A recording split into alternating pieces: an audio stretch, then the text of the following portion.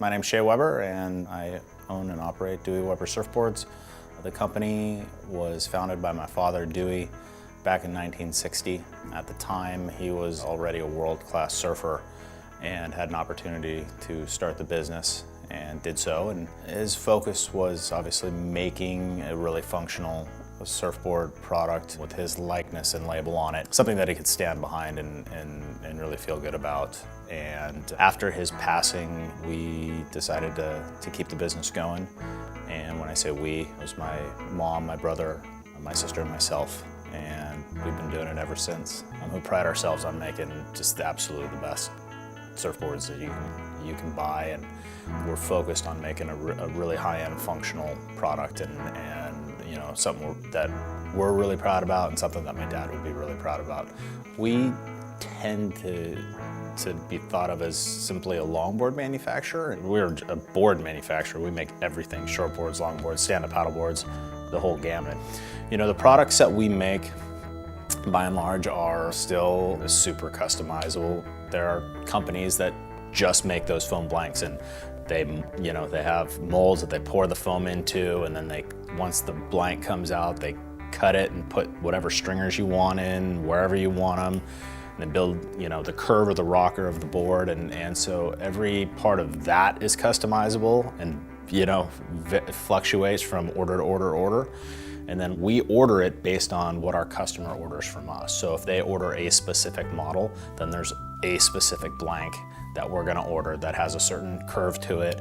They may order, one or two or three stringers, or a real wide stringer, as you see in some of the boards here, and it's our job to take them through that process and understand, what upgrades are available. And each board is like a one-off inventory item because it's got its own serial number, it's unique, and we may have several of the same model. Heck, we may even have several in the same size. And at some point we may make some that have the same color over time, but every one still is unique unto itself, And so that's pretty amazing, and it's pretty special. It's kind of the same key questions for each customer, but we want to kind of fulfill their expectations, and a big part of that is getting them on the product that they came in looking for. And they may not know exactly what that is, and that's our job, is to kind of help dig that out of them, ask them the right questions. But that's the fun part of the job too. So to be able to facilitate that, whether they buy a board here or not, is still a service that we provide regardless. There's no strings attached to our education. We feel that in the long run, we'll win more customers that way than we'll lose.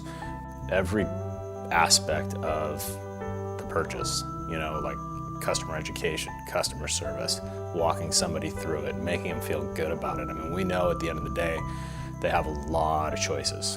And, the fact that they are even walking in here giving us a chance is huge, and something that we don't take for granted. So when we're taking somebody through the ordering process, they order that board and, we get that blank, there's still so much. There's probably 5 or 6, maybe even 7 different individual people in different individual stages of production, from shaping to getting the board laminated, with resin and fiberglass, to sanded and then hot coated. And sometimes the color goes on in the lamination, sometimes it goes on after the lamination. And then most of our boards will get a gloss resin and then a full polish, which, gives it that really, showroom shiny quality, And so the crazy thing about surfboards, and that most people don't, I think, appreciate, and it's not their fault when I say that they don't appreciate it, it's that they don't see it. Like, we as a board industry, for the most part, haven't shown them all the work that goes into making a surf, like that any one of those stages of production could screw the board up. Like, done. And when you really think about that, it's pretty amazing that that doesn't happen like all the time. And so these guys are like legit craftsmen. Like, it's amazing what goes into the manufacture of, any surfboard, much less a high-end, surfboard that has all the bells and whistles and full gloss and polish. And old school lamination tints and things like that, and extra stringers. And I mean, with start to finish, if you take a board that maybe, you know, end game retails at $1,500 or $1,600, which means it's got a lot of bells and whistles, there's a lot of love that went into that board and the making of that board, and it's unique. Every board is unique.